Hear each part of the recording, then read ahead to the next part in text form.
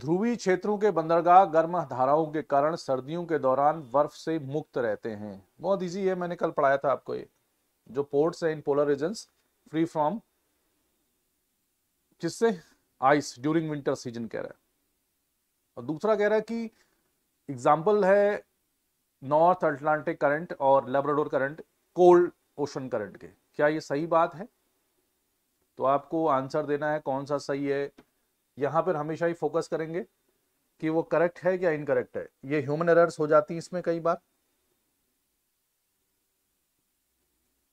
तो कौन कौन से क्वेश्चन इसमें सही हैं, कौन सा गलत है, तो बताओ जल्दी से कमेंट करके बताओ मुझे। Ports of polar regions remain free from ice during winter due to the warm currents.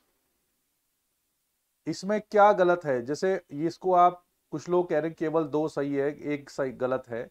इसमें गलत वाली क्या बात है ये बताओ जरा मुझे। अच्छा, second statement is right and first is wrong, ऐसा ये मतलब कौन सा नशा किया है?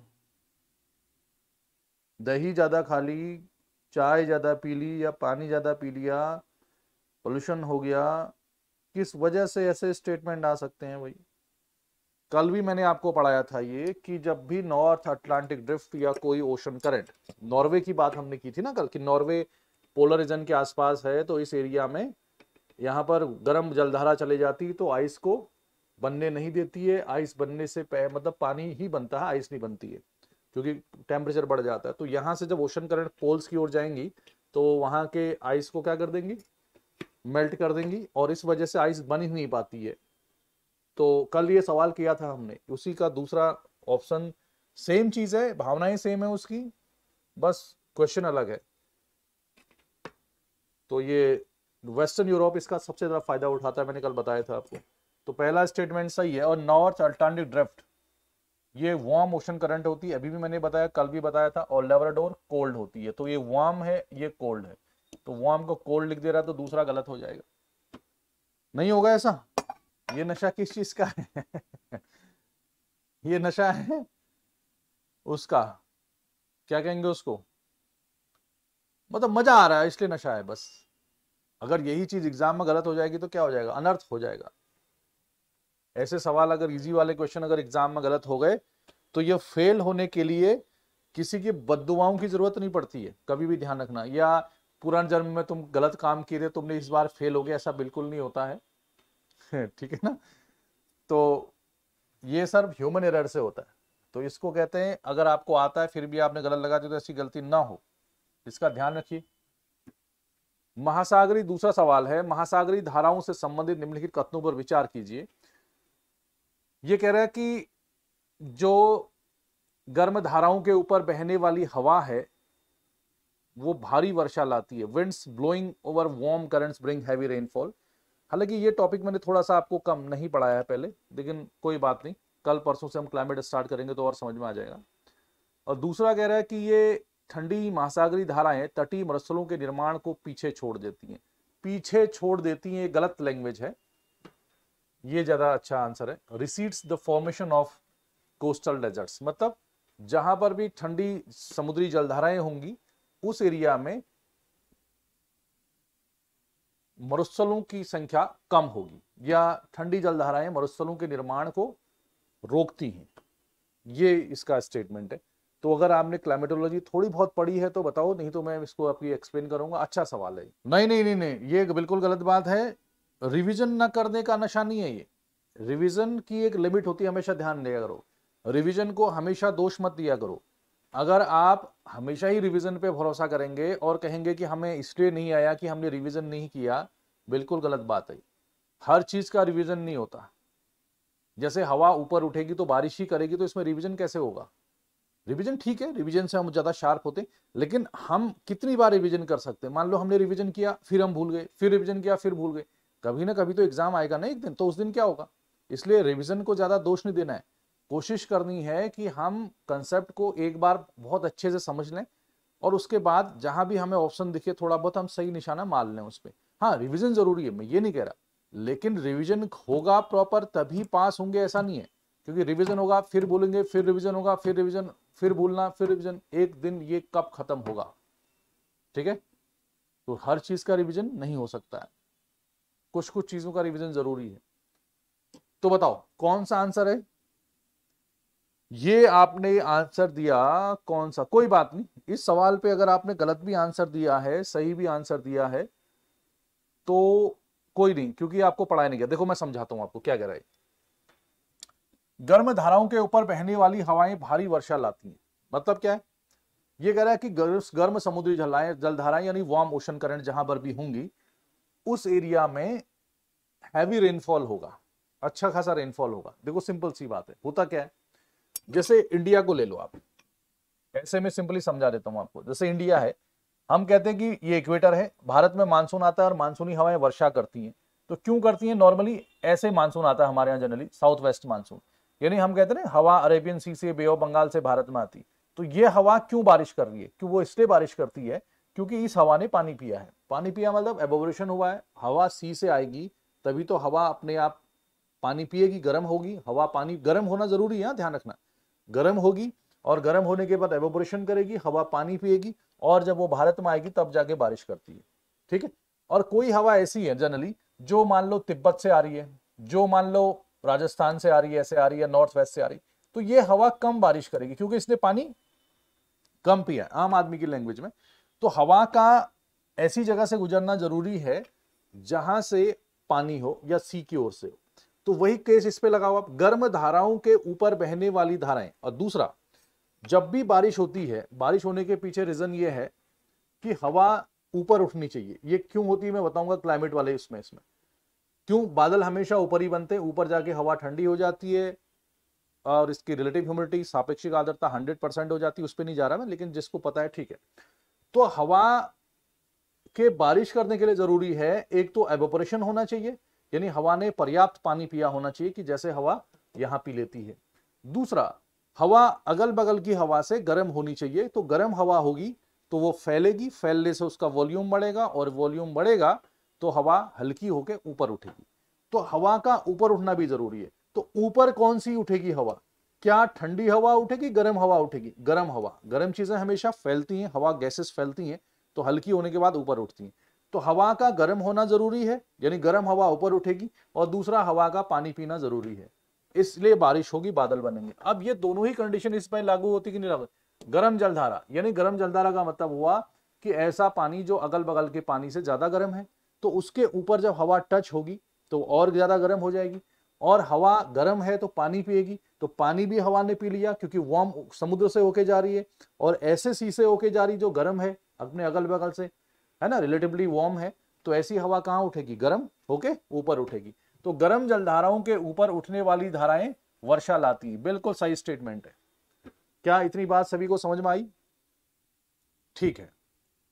अच्छा, दूसरा, अगर ये सही है, अब दूसरा देखो उसी से रिलेटेड है। दूसरा कह रहा है ठंडी महासागरीय धाराएं तटीय मरुस्थलों के निर्माण को पीछे छोड़ देती है। मतलब अगर कहीं पर कोल्ड ओशन करंट है तो वहां पर मरुस्थल बनने की संभावनाएं कम होती हैं। ठंडी जलधाराएं या मरुस्थल कम बनेगा। क्या ये स्टेटमेंट सही है? ये दूसरा वाला, अगर आप पहले को ध्यान पे रख के इसका आंसर दोगे तो इसका आंसर मिल जाएगा। एक बार मुझे फिर से बताओ, दूसरा ऑप्शन सही है कि गलत है? पहले को ध्यान में रखो और दूसरे ऑप्शन पे कमेंट करके बताओ क्या वो सही हो सकता है। पहले को ध्यान में रखो और दूसरा, मतलब कोल्ड ओशन करंट मरुस्थलों के बनने में क्या होती है? सहायक नहीं होती है। कोल्ड ओशन करंट है तो डेजर्ट नहीं बनेगा। क्या ये स्टेटमेंट सही है? सेकंड स्टेटमेंट इज राइट और रॉन्ग? सिर्फ सेकंड स्टेटमेंट की बात कर रहा मैं। पहले को ध्यान में रखते हुए बताओ। पहला सही है, ठंडी जलधाराएं होंगी, क्या मरुस्थल बनेगा या नहीं बनेगा? ये कह रहा है कि नहीं बनेगा। यहां पर आप एमसीक्यू की प्रैक्टिस कर रहे हो और खुद से प्रैक्टिस करोगे तो दोनों में बहुत फर्क मिलेगा आपको। यहां पर आप एमसीक्यूज करने कैसे हैं, प्रीवियस ईयर क्वेश्चन करने कैसे हैं, इस पे आपका ध्यान जा रहा है, विथ कंसेप्ट क्लियर हो रहा है। तो बताओ, मेरी आवाज नहीं जा रही क्या? वहां किसी का भी अभी मैसेज नहीं आया या मैंने खतरनाक सवाल पूछ दिया आपसे? Good morning, good morning. Late आने वालों को भी हमारा गुड मॉर्निंग। तो ये बताओ दूसरा स्टेटमेंट कैसे सही? पहला स्टेटमेंट क्या कह रहा है? पहला स्टेटमेंट कह रहा है कि जहां पर गर्म जलधाराएं होंगी वहां पे वर्षा होती है। ठीक हो गया। अब दूसरा कह रहा है कि ठंडी महासागरीय जलधाराएं तटीय मरुस्थलों के निर्माण को पीछे छोड़ देती है, मतलब कोल्ड ओशन करंट जहां पे होंगी वहां पर डेजर्ट नहीं बनेगा। ये कह रहा है, मतलब ये कह रहा है कि डेजर्ट का मतलब क्या हुआ, जहां पर रेन कम होती है। ठीक, डेजर्ट का मतलब हुआ जहां रेन कम होती है। ठीक हो गया ना, रेन कम होती है। इसका मतलब यह है कि डेजर्ट के निर्माण को पीछे छोड़ देती है। इसका मतलब यह हुआ कि कोल्ड ओशन करंट जहां होगी वहां वर्षा ज्यादा होगी। ये तो मतलब हुआ ना, कोल्ड ओशन करंट जहां होगी वहां वर्षा ज्यादा होगी। इसके हम कह रहे हैं कि जहां गर्म जलधारा होगी वहां भारी वर्षा होती है। दूसरे स्टेटमेंट में वो कह रहा है कि जहां ठंडी जलधारा होगी वहां भी वर्षा ज्यादा होगी। तो दूसरा स्टेटमेंट कैसे सही हो गया ये बताओ जरा मुझे। कोल्ड ओशन करंट से हवा गुजरेगी तो हवा ठंडी हो जाएगी, बताया था मैंने अभी। देखो मैंने कहा कि हवा गर्म है तो तभी उठेगी। अब होता क्या है जनरली, देखो आप लोगों का मन जो है पढ़ाई लिखाई में थोड़ा कम लग रहा है, मुझे ऐसा लग रहा है आज। देखो अफ्रीका में यहां पर एक ठंडी जलधारा बहती है जिसका नाम है बेंगुला करंट। ठीक, इसको आप पढ़ोगे ऐसे, यहां पर एक ठंडा पानी चलता है जिसको हम कहते हैं Benguela cold current. Benguela cold current है। सीसी मतलब ठंडी जलधारा, मतलब इसका जो पानी है, ये जो पानी है ठंडी जलधारा, इसका टेम्परेचर बाकी से कम है। अब सोचो ये ठंडा पानी है, अगर ठंडे पानी के ऊपर से हवा चलेगी, ठंडे पानी के ऊपर से हवा चलेगी इधर को, तो हवा खुद भी ठंडी हो जाएगी। जब ठंडे जलधारा के ऊपर से हवा क्रॉस करेगी तो वो खुद भी क्या हो जाएगी, ठंडी हो जाएगी। तो कोल्ड एयर यानी हवा क्या है, ठंडी है, तो कोल्ड एयर हमेशा क्या होती है, भारी होगी। तो वो ऊपर उठेगी कि नीचे, नीचे बैठेगी। ठंडी हवा कोल्ड ओशन करंट के ऊपर जाके कोल्ड होनी है उसको, या ठंडी जलधारा के ऊपर हवा जो है ठंडी हो जाएगी, तो वो ज्यादा एवोपोरेशन करेगी, कम करेगी, कम करेगी, और ठंडी है भारी हो जाएगी, भारी होके वो नीचे बैठेगी। और नीचे बैठने में बारिश कम होती है, हमेशा मैंने आपको बताया है।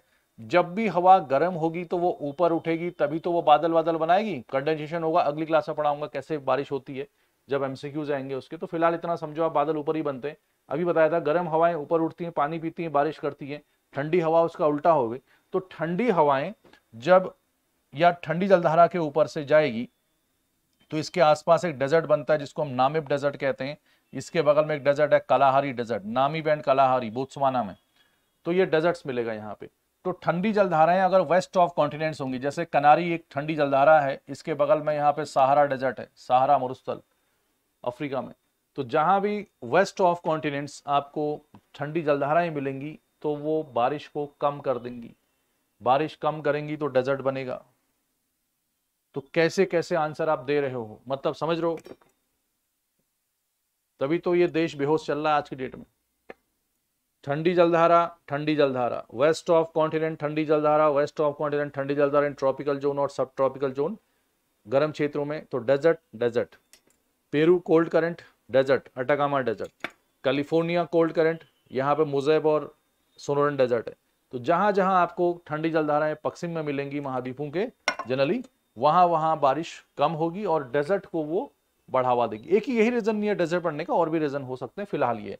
और जहां जहां वार्म ओशन करंट होंगी, जैसे यहाँ पे गल्फ स्ट्रीम है अपनी, इस एरिया में हमेशा ही ज्यादा वर्षा होगी, हरिकेन्स बनेंगे यानी तूफान बनेंगे। गर्म जलधारा तापमान को बढ़ा देगी, ज्यादा पानी पिएगी हवा, ऊपर उठेगी, बारिश करेगी।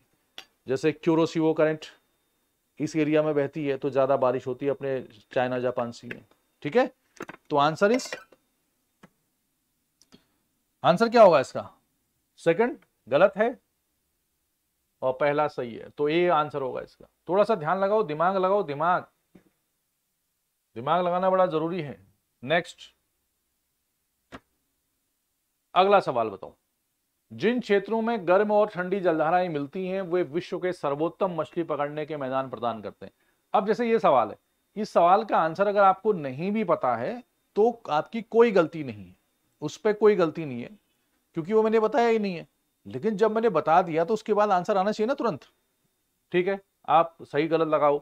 दूसरा है, गर्म और ठंडी जलधाराओं के अभिसरण के कारण जहां पर वार्म और कोल्ड ओशन करंट्स मिलती हैं, उस एरिया में बहुत ज्यादा घना कोहरा लगता है, कन्वर्जेंस है ना, जहां पे मिलती है तो फॉग लगता है, और उस फॉग की वजह से नौवहन यानी नेविगेशन मतलब जैसे जहाजों के चलने में प्रॉब्लम पैदा होती है।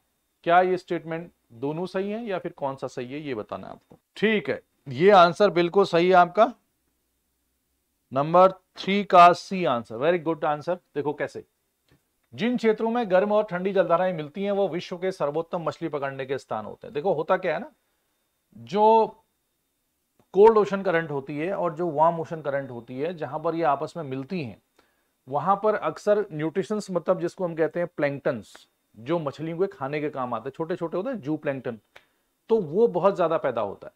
तो मछलियों का जो भोजन है, जो न्यूट्रिशंस है, वो ज्यादा पैदा होगा, तो उस एरिया में मछलियां ज्यादा पैदा होंगी। और मछलियों का काम क्या है, कोई उनको यूपीएससी, बैंक, एसएससी एग्जाम देना नहीं है, उनका काम खाली अंडा देना है। समझ गए मेरी बात।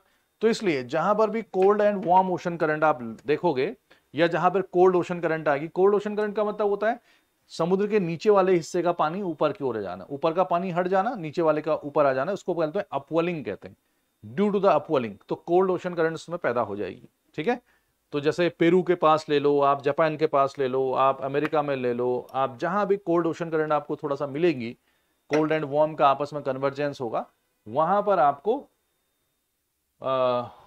अच्छी खासी फिशिंग मिलेगी, क्योंकि न्यूट्रिशंस बढ़ जाते हैं उसमें। दो तरीके का अलग अलग कॉम्बिनेशन होता है, तो अच्छा खासा न्यूट्रिशन पैदा होता है, मतलब खाने का सामान, प्लैंक्टन्स, फाइटोप्लैंक्टन मतलब पौधे, और जू प्लैंक्टन मतलब जीव।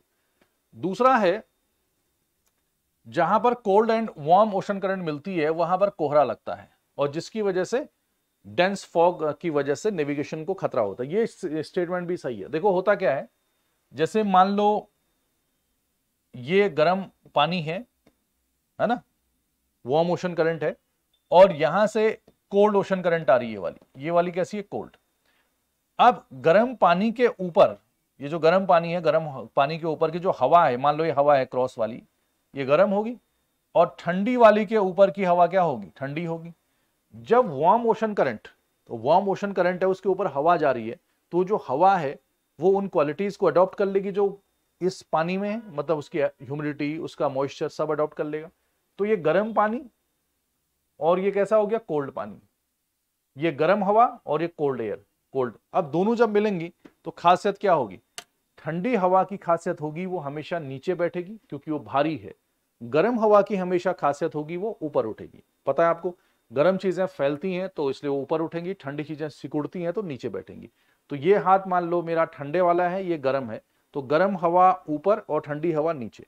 तो ऐसे में जब नीचे ठंडी हवा हो जाती है, ऊपर गर्म हवा हो जाती है, तो नीचे का जो कम टेम्परेचर वाली हवा है, ऊपर की जो गर्म हवा है उसको भी नीचे से ठंडा करने लग जाएगी। मतलब जैसे आप फर्श पे लेट जाओ, आप फर्श पे ऐसे लेट गए और फर्श बहुत ठंडा है, दिसंबर जनवरी का महीना चल रहा है, तो नीचे से आपकी जो बैक है ठंडी नहीं हो जाती हो, ऊपर वाली बॉडी गर्म रहेगी, नीचे वाली ठंडी, तो नीचे से टेम्परेचर कम होने लगेगा हवा का। गर्म हवा ये है, ठंडी ये है, तो नीचे वाली ठंडी जो ये हवा है, ये ऊपर वाली गर्म हवा को धीरे धीरे ठंडा करने लग जाएगी, और इतना ठंडा करने लग जाएगी कि कंडेंसेशन हो जाएगा। कंडेंसेशन का मतलब होता है संघनन हो जाएगा, यानी जो हवा ने पानी पिया है in the form of moisture या वेपर, वाष्प के रूप में जो गर्म हवा ने पानी पिया है वो कंडेंस हो जाएगा। कंडेंस होने का मतलब है संघनित हो जाएगा, मतलब वाष्प जो है, जल वाष्प फिर से पानी में बदल जाएगा, पानी की छोटी छोटी बूंदें बन जाएंगी, बहुत ही हल्की हल्की बूंदें, वाटर ड्रॉपलेट्स बन जाएंगी, और वही एक बादल जैसा है जो होता है जमीन के पास सटा हुआ, उसी बादल को हम कहते हैं क्या, कोहरा। इस दुनिया का सबसे घना कोहरा ऐसी ही जगह पे लगता है जहां पर गर्म और ठंडी जलधाराएं आपस में मिलती हैं। जैसे एग्जांपल है इसका न्यू फाउंडलैंड, आप नोट डाउन करते रहिए, कुछ नई फैक्ट आपको मिलते हैं। तो ये गल्फ स्ट्रीम है, यहां से जाती है गर्म हवा है, गर्म जलधारा है, और यहां से आती है लेब्राडोर, जो अभी पहले भी आया था लेब्राडोर कोल्ड करंट। तो लेब्राडोर का ठंडा पानी, गल्फ स्ट्रीम का गर्म पानी, दोनों मिलके कोहरा पैदा करते हैं, फॉग पैदा करते हैं। ठंडी जलधारा कोहरा पैदा नहीं कर रही, कोहरा पैदा हमेशा हवा ही करेगी, ठंडी जलधारा के ऊपर की ठंडी हवा और गर्म जलधारा के ऊपर की गर्म हवा, तो दोनों मिलते हैं। तो कनाडा में एक आइलैंड है न्यू फाउंडलैंड, और दुनिया का डेंसेस्ट फॉग वहां पे लगता है और बहुत ज्यादा नुकसान होता है।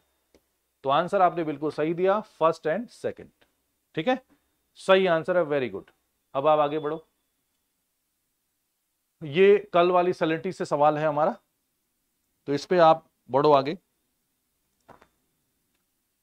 Waters of high salinity are denser than waters of low salinity. Easy है सवाल। उच्च लवणता वाले जल कम लवणता वाले जल की तुलना में सघन होते हैं, ज्यादा डेंस होते हैं, घनत्व तो ज्यादा होता है। मतलब जल का तापमान और लवणता धाराओं की गति को बहुत प्रभावित करते हैं कि नहीं करते, आपसे पूछ रहा है। गुड मॉर्निंग, मैं तो बिल्कुल सही हूं, कैसे हैं आप? ये लड़का खूंखार हो चुका है। रेगुलर आता है कि कभी कभी आता है? आंसर क्या है? बिल्कुल सही बात है, आपने आंसर बिल्कुल सही लगाया है। 4 का भाई सैलिनिटी बढ़ेगा तो डेंसिटी बढ़ेगी ना। जितना भी ज्यादा सलाइन होगा पानी, उसकी घनत्व तो उतनी ही क्या होगी, ज्यादा होगी। मतलब एक पॉजिटिव रिलेशन होता है, सैलिनिटी ज्यादा तो डेंसिटी ज्यादा। तो वही तो कह रहे हो कि अधिक लवणता वाला जल का घनत्व तो अधिक होता है, अर्थात कम लवणता वाले जल का घनत्व कम होता है। तो वही तो कह रहा है, उच्च लवणता वाले जल कम लवणता वाले जल की तुलना में सघन होते हैं। ठीक है, जितना ज्यादा सैलिनिटी होगी पानी में, लवणता होगी, यानी उसमें NaCl MgCl2 ये फलाना ढिमका चीजें घुसी होंगी, तो उसकी सैलिनिटी ज्यादा हो जाएगी। मैंने कल भी पढ़ाया था आपको, तो पहला स्टेटमेंट राइट है। ठीक है। अच्छा, दूसरा, जल का तापमान और लवणता, मतलब कौन सा जल ज्यादा टेम्परेचर वाला होगा, उसकी सैलिनिटी क्या होगी, धाराओं की गति को बहुत प्रभावित करती है। मतलब कौन सी जलधारा किस जगह को जाएगी, किस डायरेक्शन में जाएगी, उसको बहुत ज्यादा इंपैक्ट डालता है। कौन? टेम्परेचर और लवणता। बिल्कुल डालेगा। कैसे कैसे डालेगा? देखो, अब टेम्परेचर क्या है, मान लो कोई पानी है, उसका तापमान ज्यादा है, टेम्परेचर क्या है, ज्यादा है, तो ज्यादा तापमान वाला जो पानी होगा वो कम ताप वाले पानी से हल्का होगा। ज्यादा तापमान वाला पानी फैलेगा, कम तापमान वाला सिकुड़ेगा। ऐसे भी आप कह सकते हो, या नीचे बैठेगा। तो उसकी वजह से एक का लेवल ऊपर हो जाएगा, एक का लेवल नीचे हो जाएगा। या ज्यादा तापमान होने से एवोपोरेशन ज्यादा हो सकता है, कम तापमान होने से वाष्पीकरण कम हो सकता है। अब पानी हमेशा अपर लेवल से लोअर लेवल पर जाएगा, यानी कहीं अब हमें महसूस नहीं होगा। ऐसा नहीं कि समुद्र में पानी बह रहा है तो एक जगह इतना पहाड़ जैसा हो गया, दूसरी जगह नीचे आ गया, ऐसा नहीं। बहुत स्मूथली पानी मूव करता है, जिसका हमें जनरली अंदाजा नहीं होता है। तो सीधे कॉमन सेंस की बात है, टेम्परेचर जो है वो मूवमेंट ऑफ ओशन करंट को इंपैक्ट डालता है, इसमें कोई डाउट नहीं है। दूसरा है लवणता। लवणता भी बिल्कुल सही बात है। अगर कहीं पर लवणता क्या है, सैलिनिटी जो है वो ज्यादा है, मान लो एक हाई सैलिनिटी का पानी है और एक पानी है लो सैलिनिटी का, इसकी लवणता ज्यादा है, इसकी लवणता क्या है, कम। तो जिसकी भी लवणता ज्यादा होगी, जो हाई सैलिनिटी वाला पानी होगा वो ज्यादा डेंस होगा, इसके हिसाब से पहले स्टेटमेंट्स में वो नीचे बैठेगा। तो हाई सैलिनिटी मतलब हाई डेंसिटी कह सकते हो, ज्यादा घनत्व। लो सैलिनिटी मतलब लो डेंसिटी कह सकते हो। अब मैंने कहा हाई डेंसिटी का पानी नीचे बैठेगा, तो इसका मतलब हुआ हाई डेंसिटी का पानी नीचे बैठेगा तो उसका लेवल क्या हो जाएगा, हाई डेंसिटी का पानी नीचे बैठेगा, लो लेवल। और लो डेंसिटी का पानी उसके मुकाबले ऊंचा रहेगा, यानी उसका हाई लेवल हो जाएगा। तो बताओ, पानी हाई लेवल से हमेशा कहां जाता है, लो लेवल। यानी अगर ये पानी है पूरा, एक जगह की लवणता अगर ज्यादा, इस साइड की लवणता अगर ज्यादा है और इस साइड की लवणता कम है, तो ज्यादा लवणता का पानी ज्यादा डेंस होगा तो उसका लेवल नीचे हो जाएगा, और कम लवणता वाले का पानी का लेवल उससे ऊंचा होगा। तो फाइनली क्या समुद्र में कभी देखा कि एक साइड ऊंचा एक साइड नीचे हो ना, पानी अपने आप लो सैलिनिटी वाले से हाई सैलिनिटी की ओर बहने लग जाएगा, ताकि उनका लेवल बराबर हो जाएगा। मेरी बात समझ में आई? तो ओशन करंट्स के फ्लो करने में सैलिनिटी और टेम्परेचर दोनों का ही इंपैक्ट होता है। तो फाइनली ओशन करंट और पानी मूव करता है हाई लेवल से लो लेवल की ओर, अर्थात लो सैलिनिटी से हाई सैलिनिटी की ओर। बात एक ही है। तो बोथ स्टेटमेंट्स आर करेक्ट। क्या इतनी बात समझ में आई? शैलेंद्र कह रहे हैं कि इनका स्वास्थ्य ठीक नहीं है, तो थोड़ा सा क्लास कम कर पाते हैं। अब ये बताओ, हो भी सकता है स्वास्थ्य खराब हो, मैं ये नहीं कह रहा। अब किस लेवल का स्वास्थ्य खराब है तो आप भी जानते हो, लेकिन जब भी हमारा स्वास्थ्य थोड़ा बहुत खराब होता है स्टूडेंट्स का, तो सबसे पहले उनके मन में विचार क्या आते हैं, दवाई लेने का आता है। आपके पास ऑप्शन है, पहला ऑप्शन है कि वो दवाई क्या लें, ये उनके दिमाग में आता है। ऑप्शन बी कि इस बीमारी से वो कितने दिन में ठीक हो जाएंगे, या उनकी हेल्प कौन करेगा, इस टाइप के सवाल आते हैं। ऑप्शन सी, ऑप्शन बनाने पड़ रहे हैं मुझे हैं, ऑप्शन सी क्या हो सकता है कि मतलब किस प्रकार की दवाई लें, होम्योपैथ, एलोपैथ, जो भी होता है। और ऑप्शन डी, और सबसे खतरनाक ऑप्शन, क्लास छोड़ी जाए कि न छोड़ी जाए। कौन सा ऑप्शन सही है? डी वाला है, क्लास करी जाए कि न करी जाए। आज मैं ऑफलाइन क्लास की बात नहीं कर रहा, मैं ऑनलाइन क्लास की बात कर रहा हूं। ऑनलाइन मतलब खाली टच कर देना है उसको बस। कौन सा ऑप्शन सही है? नहीं, होना तो यही सही चाहिए था ना कि भाई हम दवाई कौन सी लें, लेकिन कई बार ए सही नहीं होता, हम सीधे डी में चले जाते हैं। आज जो है नाक में थोड़ी खुजली हो रही है, जुकाम जैसा हो रहा है थोड़ा सा। अब यहीं पर देखो, जैसे मान लो कोई बैंक में नौकरी करता है, कोई आर्मी में है, कोई पुलिस में है, जो भी काम करता है या प्राइवेट जॉब करता है कोई भी, वो क्या सोचता है, आज छुट्टी मार दी जाए क्या? ऐसा दिमाग में कभी नहीं आएगा उसके। आप अपने पेरेंट्स को देख लो जो भी जॉब करते हैं, तो हमेशा ही कहेंगे यार क्यों दवाई ववाई खा लेते, क्योंकि जॉब में तो जाना है। कुछ भी ऐसे करके जॉब में जाया जाए, क्योंकि छुट्टी इतनी मिलती नहीं है। अब मिलेगी तो कितने दिन ले लोगे आप, तो थोड़ा सा दिक्कत होती है। उनको मैनेज करना पड़ता है कि छुट्टी ले लेंगे तो मेरे बदले कौन उस पर बैठेगा। अब मान लो कोई डीएम बन गया, एसडीएम बन गया, कह रहा है आज नाक में खुजली हो रही है या कान में खुजली है, आज हम ऑफिस नहीं आ पाएंगे। तो इतनी जल्दी इजी नहीं होता ना। तो ये सब इजी किसके लिए होता है? जो स्टूडेंट है। वो भी कौन सा वाला? उसी केस में बंद कर दी है जिस केस में क्या हो, बहुत ज्यादा दिक्कत हो। नहीं तो ऑनलाइन आप कर सकते हो। मजबूत बनो, मजबूत, खूंखार बनना एकदम। पृथ्वी के घूर्णन के कारण हवा उत्तरी गोलार्ध में दाहिनी ओर झुकती है। एक स्थलखंड केवल बाधा डालता है, लेकिन पृथ्वी का घूर्णन एक धारा को मोड़ देता है। थोड़ा सा लैंग्वेज में फर्क है। पहला वाला तो ठीक है, रोटेशन की वजह से जो हवा है उत्तरी गोलार्ध में दाहिनी ओर झुक जाती है। मैंने पढ़ाया भी था शायद आपको ये कल परसों। दूसरा है, एक स्थल भाग जो है, स्थल भाग रुकावट डालता है, ऑब्स्ट्रक्ट करता है, बट अर्थ रोटेशन डाइवर्ट्स।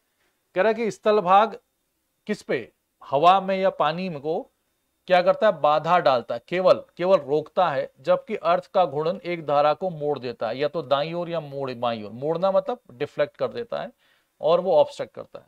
ये सवाल थोड़ा सा, दूसरा वाला स्टेटमेंट थोड़ा सा हिला हुआ है खुद ही। फिर भी आप पहले को बताओ और दूसरे को भी थोड़ा सा आंसर देके बताओ। हाँ देखो, दूसरे वाले की मैं बात नहीं करता, पहला आंसर आपने जो है वो सभी लोगों ने सही दिया है। पहला आंसर तो सही दिया। देखो होता क्या है, पृथ्वी क्या कर रही है? रोटेट कर रही है, रोटेशन चल रहा है उसका।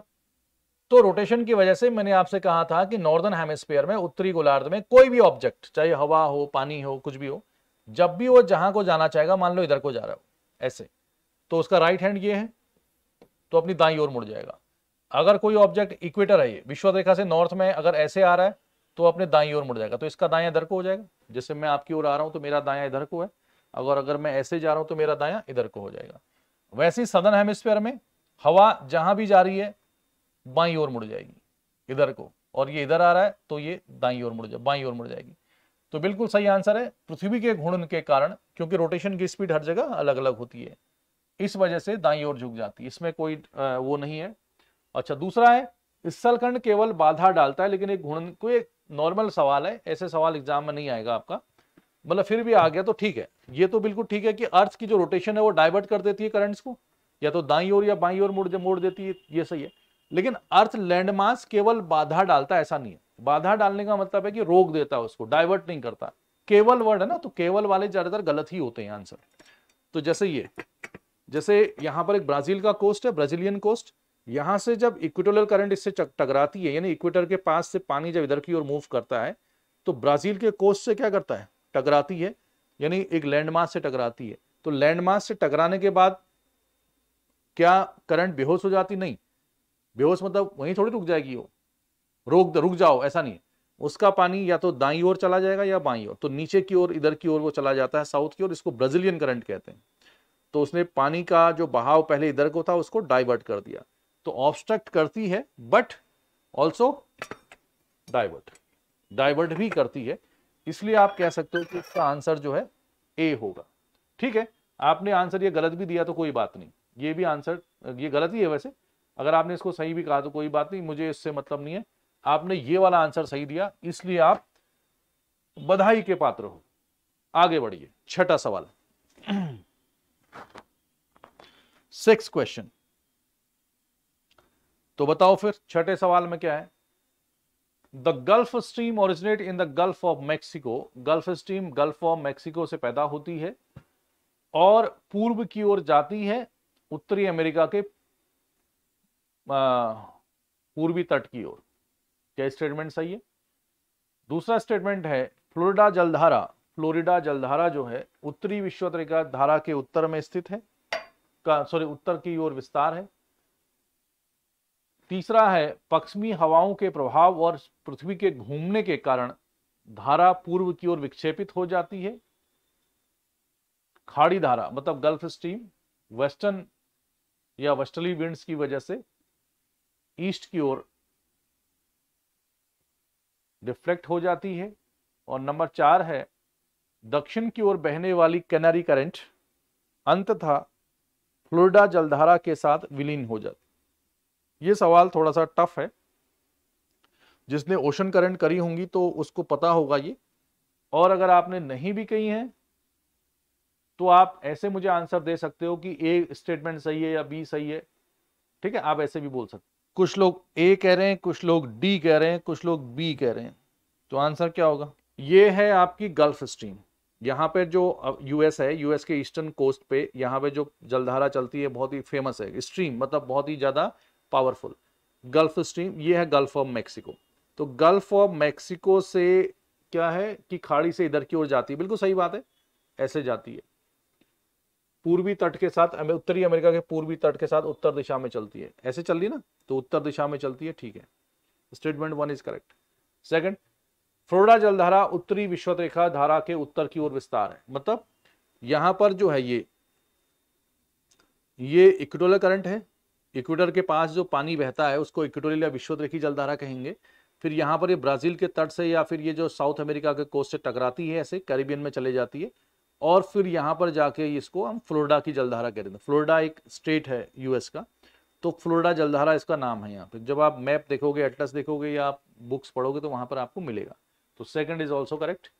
तीसरा है पश्चिमी हवाओं के प्रभाव के कारण। मतलब देखो इस एरिया में बिटवीन 30 नॉर्थ एंड 30 साउथ आप कह सकते हो, यहां पर चलती है ट्रेड विंड्स। क्या चलती है? विषुवत रेखी जलधाराएं, सॉरी व्यापारिक पवनें। मतलब ये विश्व इक्वेटर है और ये 30-35 नॉर्थ और ये 30-35 साउथ।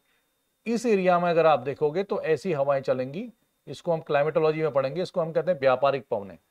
ये हवा है। तो जब हवा ऐसे चलेगी यानी लगभग ईस्ट टू वेस्ट चलेंगी, तो ये पानी को भी इधर को बहाएंगी। इसीलिए इस एरिया में ज्यादातर जो जलधाराएं हैं उनकी डायरेक्शन भी ईस्ट टू वेस्ट होती है। लेकिन लगभग 30 टू 60 यानी 30 डिग्री साउथ से लेके, ये पढ़ाया था मैंने सब आपको, 60 डिग्री साउथ या 65 डिग्री के बीच में west to east westerly wind चलती है। पछुआ पवनें कहते हैं इसको। तो ये ऐसे चलती हैं। तो इस एरिया में देखा होगा आपने, ये वाला एरिया में पानी इधर की ओर मूव करेगा जनरली, यानी ईस्ट टू वेस्ट, और इधर वाले एरिया में और इधर वाले एरिया में with the help of westerly wind यानी वेस्ट टू ईस्ट जो फ्लो करती हवा, उसके रिस्पेक्ट में पानी भी कहां को मूव करेगा? वेस्ट टू ईस्ट, उल्टी डायरेक्शन होगी। तो यहां पर इस एरिया में तो ऐसे जाएगा पानी जनरली मेरी ओर, और ये जो वेस्टर्ली विंड्स के प्रभाव में आ जाएगा ये 30-60, तो यहां पर पानी ऐसे जाता है। तो जब हवा भी इधर की ओर जाती है वेस्ट टू ईस्ट, वेस्टर्ली जाती है, तो पानी को भी कहां करेगी? वो वेस्ट टू ईस्ट मूव कराएगी। इसीलिए इधर का गर्म पानी पहुंचते पहुंचते यूरोप पहुंच जाता है, वेस्टर्न यूरोप, और वहां के टेम्परेचर को बढ़ा देता है। इसी वजह से वहां पर आइस नहीं बनने पाती, यानी समुद्र यानी कोस्ट या पोर्ट्स पूरे साल खुले रहते हैं। थोड़ी देर पहले हमने डिस्कस किया था। तो ये स्टेटमेंट भी क्या हो जाएगा? सही हो जाएगा। यानी वेस्टर्ली हवा के साथ वेस्ट टू ईस्ट पूरब की ओर, और ईस्टर्ली के साथ ईस्ट टू वेस्ट। वेस्टर्ली नाम है ना उसका। ठीक। चौथा सवाल, दक्षिणी की ओर बहने वाली कैनरीज जलधारा अंततः फ्लोरिडा में बदल जाती है। गलत है। Answer A. ये क्यों गलत है? वो इसलिए गलत है, जो कैनारी जलधारा है वो अभी बताया था मैंने आपको, ये सहारा डेजर्ट है, इसके वेस्ट में, ये west of North America, North Africa कह सकते हो, यहां पर कैनारी जलधारा बहती है, ठंडी जलधारा। ये यहां आती है तो फिर ये यहां पर विषुवत रेखी जलधारा है, नॉर्थ इक्वेटोरियल करंट कहते हैं, उत्तरी विषुवत रेखी जलधारा।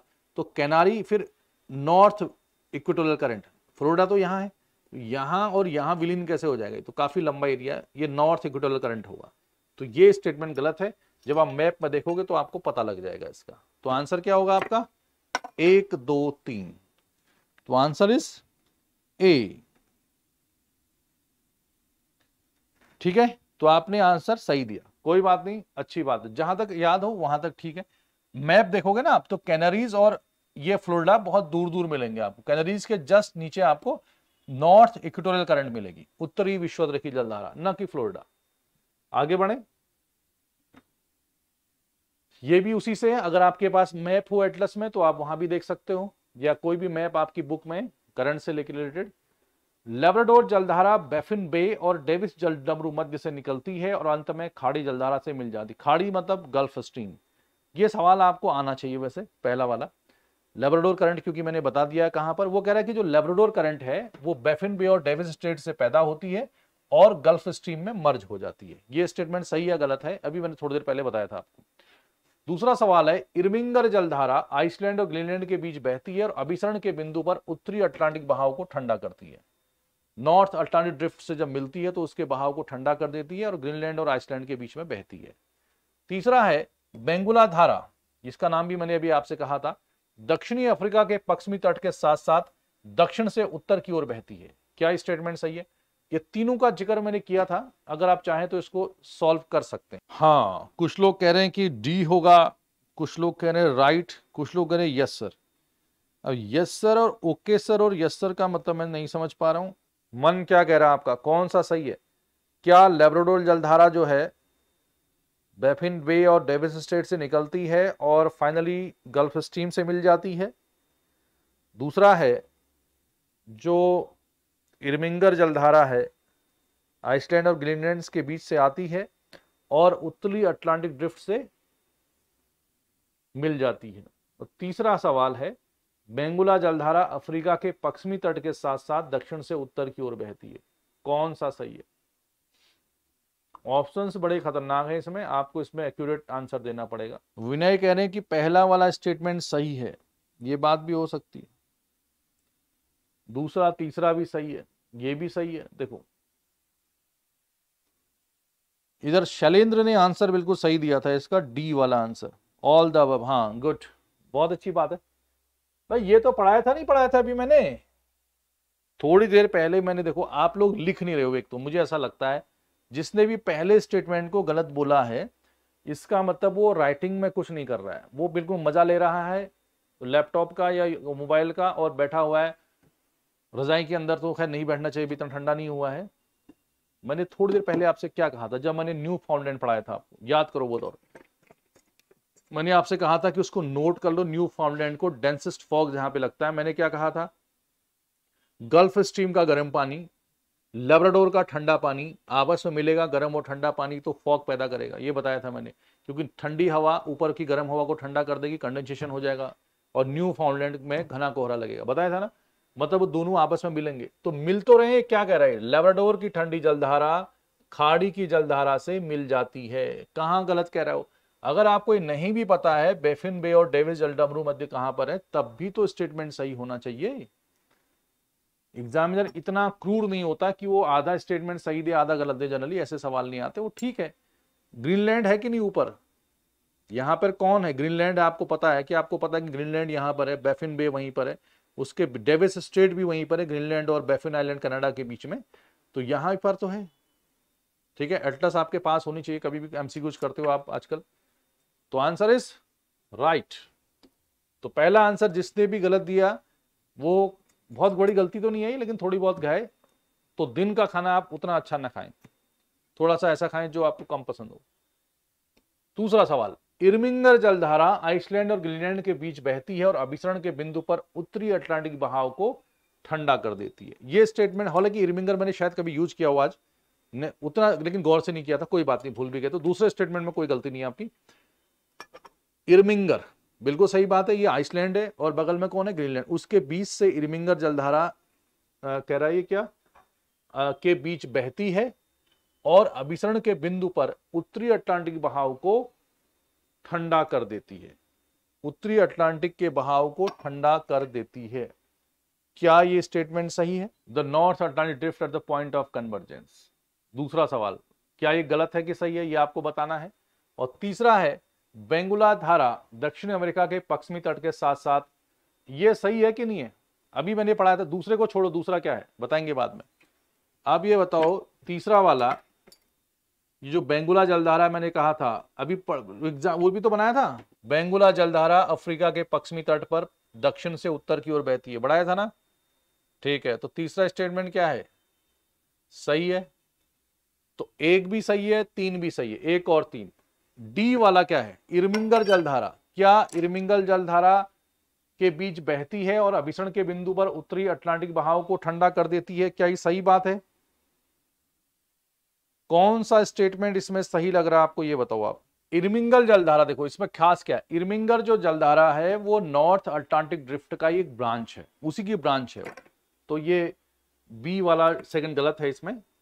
ये हमारा नॉर्थ अटलांटिक ड्रिफ्ट है ना, नॉर्थ अटलांटिक ड्रिफ्ट जब यहां जाता है तो मैंने बताया भी था ये आपको एक दो दिन पहले, यह नहीं भी आता, एक नॉर्वे की ओर चले जाता नॉर्वेजन करंट, एक आइसलैंड की ओर चला जाता इरमिंगर, और एक रेनेल करंट चले जाता है बिस्के की खाड़ी की ओर, इधर की ओर। तो अलग अलग हिस्सों में बढ़ जाती है। तो ये ऐसा नहीं कि ठंडा करती है, ये भी गर्म ही है, ठंडा नहीं करेगी, उसी की ब्रांच है वो। मिलना मिलना नहीं है, मिलना इसके छोड़ के दूर हो जाती है उससे। तो स्टेटमेंट इसका सही होगा, 1 and 3 is correct, C answer इसका सही है। तो इसका आंसर कौन सा है? आज कुछ लोगों का दिमाग जो है वो खराब हो रहा है, मुझे लग रहा है, मैसेज भी डिलीट कर दे रहे हो और मैसेज यहां से दिखाई देते हैं, बेहोश एकदम। तीसरा तो सही है ना, वो तो मैंने प्रूफ भी किया था अभी, पहला भी आपको पता है, खाली गड़बड़ किसमें थी? सेकंड वाले पे। तो सेकंड इरमिंगर करंट जो है नॉर्थ अटलांटिक ड्रिफ्ट का ही क्या है? ब्रांच है। मतलब जो जलधारा है, देखो मैं फिर से बता देता हूं, यहां पर इसको कहते हैं फ्लोरिडा करंट। जब ये फ्लोरिडा करंट आगे जाती है तो इसको बोलते हैं गल्फ स्ट्रीम, ये भी पढ़ाया था मैंने अभी। गल्फ स्ट्रीम जब पछुआ पौने वेस्टर्ली विंड्स के सहारे और ईस्ट की ओर जाती है तब उसको बोलते हैं north Atlantic drift. North Atlantic है ना ये ओशन, नॉर्थ अटलांटिक ड्रिफ्ट। ये नॉर्थ अटलांटिक ड्रिफ्ट जब यूरोप पहुंचता है तो वहां पर उसके आसपास तीन हिस्सों में बढ़ जाता है, आइसलैंड की ओर इरमिंगर, नॉर्वे की ओर नॉर्वेजियन, और इधर जो फ्रांस की ओर बिस्के की गल्फ है यहां पर रेनेल। तो इरमिंगर भी एक ब्रांच है किसकी? उत्तरी अटलांटिक जलधारा की, यानी नॉर्थ अटलांटिक ड्रिफ्ट की। वो उसको कन्वर्स होकर ठंडा नहीं करती है, ठीक है, वो गर्म है, इसलिए ये ऑप्शन गलत हो जाता है। अगला, दक्षिण अमेरिका के पश्चिमी तट के साथ दक्षिण से उत्तर की ओर बहने वाली ठंडी जलधारा को हम्बोल्ट जलधारा कहते हैं। बताओ ये स्टेटमेंट कैसा है? ये भी मैंने पढ़ाया हुआ है अभी आपको। पूर्वी ऑस्ट्रेलियाई धारा दक्षिण की ओर काफी दूरी तक पूर्वी ऑस्ट्रेलियाई तट का तापमान बढ़ाती है। ये वाला तो मैंने अभी नहीं पढ़ाया है अभी आपको, पहला वाला तो मैंने बताया है। अंदाजा लगाओ कौन सा स्टेटमेंट सही होगा। ये केवल दो है यहाँ पे मिसप्रिंट हुआ है। ये वाले की बात, इसकी गारंटी बताओ आप, इसकी गारंटी कितने लोग ले रहे हैं? दक्षिण अमेरिका के पश्चिमी तट के साथ दक्षिण से उत्तर की ओर बहने वाली जलधारा को हम्बोल्ट जलधारा कहते हैं। अभी थोड़ी देर पहले ही मैंने बताया था आपको कि यहां पर पेरू के पास एक हम्बोल्ट जलधारा बहती है जिसको पेरू या हम्बोल्ट जलधारा कहते हैं, इसके बगल में एक अटागामा डेजर्ट है, बताया था ना। तो हम्बोल्ट या पेरू जलधारा पेरू के बगल में रहती है, और जो दक्षिण से उत्तर, हमेशा ठंडी जलधारा इस इलाके में दक्षिण से उत्तर या नॉर्थ में उत्तर से दक्षिण ही होंगी, पोल से इक्वेटर की ओर, ठीक है। तो ये स्टेटमेंट बिल्कुल सही है। तो पहला स्टेटमेंट क्या है? सही है, ठीक, ये तो बताया था मैंने। अब दूसरा कह रहा है कि पूर्वी ऑस्ट्रेलिया तक जलधारा दक्षिण की ओर काफी दूरी तक पूर्वी ऑस्ट्रेलिया तट को का तापमान बढ़ाती है। देखो एक मैं कंसेप्ट बताऊं आपको, मैं सिर्फ बात कर रहा हूं ऐसी जगह पे जो गर्म इलाके हैं, यानी उष्ण और उपोष्ण कटिबंध के आसपास, मोटा मोटा 30 डिग्री साउथ और 30 डिग्री नॉर्थ, ये पढ़ाया हुआ है मैंने पहले। इसके आसपास अगर आप देखोगे तो महाद्वीपों के पूर्वी भाग पे, कॉन्टिनेंट्स के पूर्वी भाग पे वार्म ओशन करंट मिलेगी आपको। क्या बताया मैंने? ठंडे इलाके की बात नहीं कर रहा मैं, जो गर्म इलाके हैं, ट्रॉपिकल और सब ट्रॉपिकल जोन है between 30 degree north and 30 degree south के बीच में, ठीक हो गया, जहां पे ट्रेड विंड चलती है, व्यापारिक पवनें, उस इलाके में अगर आप देखोगे तो कॉन्टिनेंट्स के ईस्ट में आपको गर्म जलधाराएं मिलेंगी। इसीलिए वहां पर ट्रॉपिकल साइक्लोन या उष्णकटिबंधीय तूफान भी आता है, बताएंगे कैसे।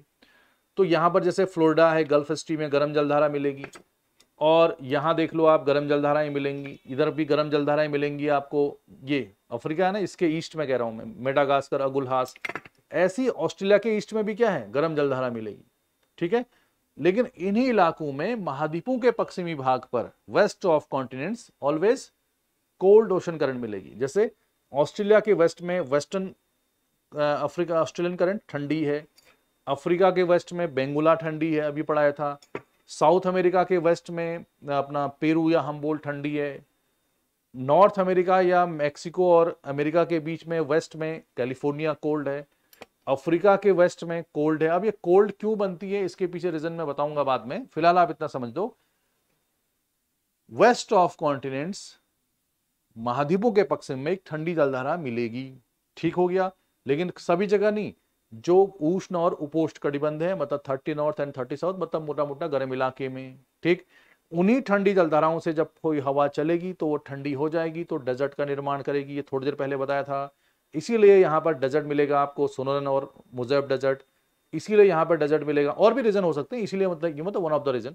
सहारा डेजर्ट कैनारी के बगल में, पेरू के बगल में एटाकामा, और ये क्या नाम था इसका, बेंगुला के बगल में कलाहारी एंड नामिब, और वेस्टर्न ऑस्ट्रेलियन करंट के बगल में ऑस्ट्रेलियन डेजर्ट्स। यहां तो बहुत सारे डेजर्ट्स हैं, ठीक है ना। अब आप क्या समझे, कवि क्या कहना चाहता है? कवि कहना चाहता है ये ऑस्ट्रेलिया है आपका, पूर्वी ऑस्ट्रेलिया जलधारा, तो पूर्वी ऑस्ट्रेलिया तो ऑस्ट्रेलिया के पूर्व में होगी कि, और काफी दूरी तक पूर्वी ऑस्ट्रेलिया जल तट का तापमान बढ़ा देती, तो ये पूर्वी ऑस्ट्रेलिया जलधारा होगी, तो महाद्वीपों के पूर्व में है तो तापमान बढ़ा देती। अब मुझे स्टेटमेंट बताओ, दूसरा स्टेटमेंट सही है कि गलत है? ऑस्ट्रेलिया के पूर्व में बहने वाली जलधारा ऑस्ट्रेलिया का तापमान बढ़ा देती है, सही बात है कि गलत है? स्टेटमेंट सेकंड, दोबारा से आंसर दो, सेकंड इज राइट और रॉन्ग, ये लिखना है आपको। सेकंड स्टेटमेंट राइट है कि सही है, सॉरी रॉन्ग है? बताओ एक बार कमेंट करके बताओ, आंसर फटाफट दिया करो। टाइपिंग में कुछ लोग जल्दी टाइप कर देते हैं, कुछ लोग बहुत देर से टाइप करते हैं, कुछ लोग करते ही नहीं है, तो कैसे चलेगा ये? जो कर ही नहीं रहे हैं उनके दिमाग में क्या चल रहा है, वो पढ़ाई कर रहे हैं, तो बिल्कुल आप ध्यान से पढ़ा करो। इस चक्कर में मत रहो कि लहसुन और प्याज की उत्पत्ति किससे हुई है, वो जिसको पता करना कर लेगा। वो साइंस का टॉपिक थोड़ी है, वो किताब का ज्ञान नहीं है, वो और ही ज्ञान है। आप सिर्फ यहाँ ध्यान दो या अपनी पढ़ाई में जिससे काम कर रहे हो आप, तो इसलिए दिमाग तेज यूज किया करो। कि जो लोग इसको रॉन्ग कह रहे हैं सेकंड वाले को, उनका पढ़ाई लिखाई में कोई ध्यान नहीं है। इतना समझाने के बाद भी मैं कह रहा हूं आपसे कि महाद्वीपों के पूर्व भाग पर जहां पर भी कोई ओशन करंट होगी, जनरली वो गर्म होगी, चाहे गल्फ स्ट्रीम हो, चाहे वो अगुलहास हो यहाँ पे मेडागास्कर में, या फिर यहाँ पे क्यूरोसी हो। मैंने सिर्फ ये कहा कि महाद्वीपों के पश्चिम में west of continents cold current होगी। कोल्ड मैंने एग्जांपल भी दिया, जिससे हवा लगेगी, ठंडी होगी, मरुस्थल का निर्माण होगा, west of continents cold current. लेकिन मैं कह रहा हूं कि इस ऑस्ट्रेलिया में, ये पूर्वी ऑस्ट्रेलिया में, ऑस्ट्रेलिया के पूर्वी तट पे ये जलधारा गर्म होगी कि ठंडी होगी? अगर ये गर्म होगी तो तापमान बढ़ा देगा, ठंडी होगी तो तापमान कम कर देगा। तो आप ये बताओ, ये कह रहे हैं कि ये रॉन्ग है आंसर। हाँ राइट ही तो है वो आंसर, रॉन्ग कहने वाले इसमें दो ही हैं या तीन, एक ढाई हैं, ढाई वाले का अंदाजा नहीं आ रहा मुझे अभी। दो नारी हैं इसमें और एक नर है, जो ऐसी ऐसी भावनाओं को व्यक्त कर रहे हैं यहां पे, और दोनों ही लेट आने वाले हैं। एक तो खैर जल्दी वाला है, इसमें दो लेट वाले हैं। सॉरी का क्या मतलब होता है? सॉरी तो वहां बोली जाती है, किस में? फिल्मों में है। दिमाग लगाओ, दिमाग यूज करो, मैं फिर से कह रहा हूं। अगर आप लोग अपना दिमाग नहीं लगाओगे तो अनर्थ हो जाएगा ये।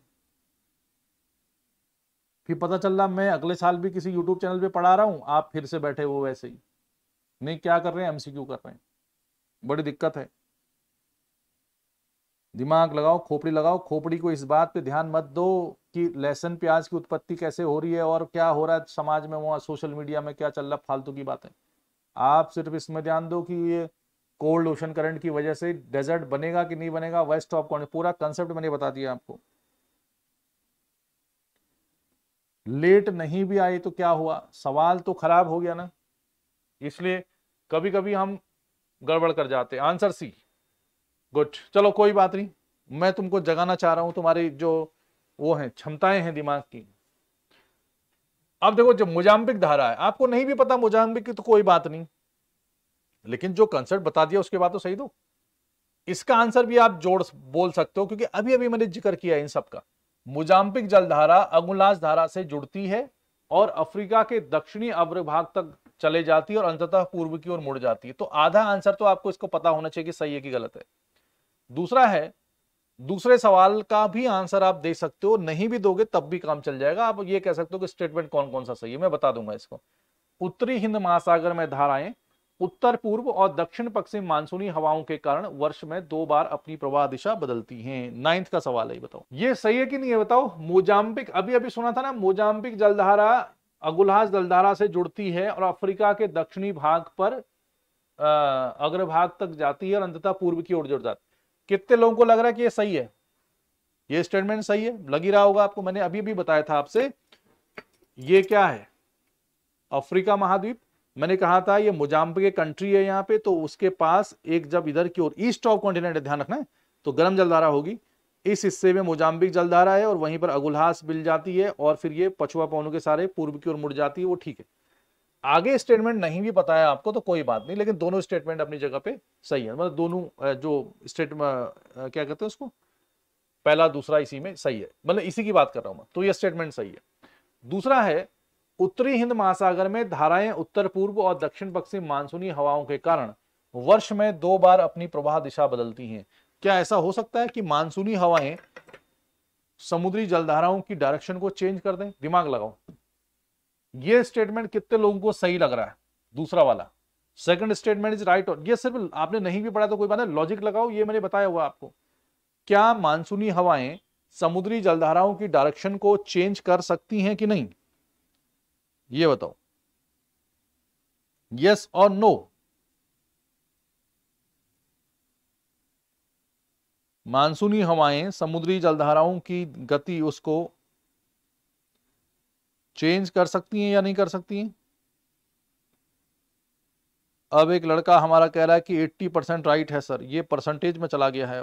कर सकती हैं, नहीं कर सकती क्या? बिल्कुल कर सकती हैं भाई। अभी अभी मैंने क्या कहा आपसे, मैंने कहा कि जो ट्रेड विंड्स हैं, जो व्यापारिक पवनें हैं, वो हवा जो है पानी को नॉर्थ से वेस्ट, सॉरी ईस्ट से वेस्ट की ओर ले जाती हैं, पछुआ पवनें वेस्ट टू ईस्ट ले जाती हैं। अभी हम कह रहे थे बात, तो जब हवा की हम बात कर रहे हैं कि हवा जो है पानी को मूव करा सकती है और पानी के बहने में, ओशन करंट के बहने में हवाओं का बहुत बड़ा योगदान होता है। जब हम ये बात कई समय से डिस्कस कर रहे हैं, पिछले 2 दिन से, तो ये स्टेटमेंट क्यों सही नहीं हो सकता? ये भी क्या है, सही है। आपको बिल्कुल उस पर लॉजिकल बनो, जब बाकी कर सकते तो ये क्यों नहीं कर सकती है? बिल्कुल सही बात है। होता क्या है देखो, in case of Indian monsoon या इंडिया, यहां हमारे यहाँ कोई खास जलधारा नहीं बहती है उत्तरी अटलांटिक महासागर में, ठीक है। अब हम कहते हैं कि ये हमारे पास मानसूनी हवा है। मानसूनी हवा मतलब जो सी से आती है, साउथ वेस्ट मानसून ऐसे, तो ये हवा है। तो इस वजह से, हवा के चलने की वजह से, इस डायरेक्शन में जब हवा चलती है तो पानी भी कुछ ऐसे ही मूव करता है, इसी डायरेक्शन में मूव करेगा। तो ये तो मानसून के समय की जलधाराओं की डायरेक्शन ऐसी होगी। लेकिन हम कहते हैं कि मानसून लौट गया, जैसे आजकल मानसून लौट गया, नवंबर का महीना चल रहा है, तो ऐसे में अब आजकल जो है हवा की डायरेक्शन कुछ ऐसी है, इसको हम लौटता मानसून कहते हैं। तो ऐसे में जब हवा की डायरेक्शन ऐसी है तो पानी यानी जलधाराओं की डायरेक्शन भी ऐसे ही होती है, इस एरिया में ऐसे ऐसे चलती है, ठीक, ऐसे चलती है। तो भाई परिवर्तन हो गया। इसीलिए उत्तरी हिंद महासागर में आपको वैसा क्रम नहीं मिलेगा या वैसा एक मोशन नहीं मिलेगा जैसा नॉर्थ अटलांटिक और नॉर्थ पैसिफिक में मिलता है, ठीक है। उसके 2 रीजन है। पहला रीजन तो एक due to the monsoon, monsoon की वजह से हमारे यहाँ साल में चेंज हो जाता है। दूसरा, इंडियन ओशन का जो आकार है वो भी नॉर्थ इंडियन ओशन का बेसिकली वो बहुत छोटा है। अब देख रहे हो आप, उत्तरी हिंद महासागर ना के बराबर है। ये क्या है, ये बीच में इंडिया की वजह से ये बे ऑफ अरेबियन सी और भी छोटा है, अरब बे ऑफ बंगाल भी छोटा है। अब अटलांटिक ओशन को देखो, अच्छा खासा एरिया है।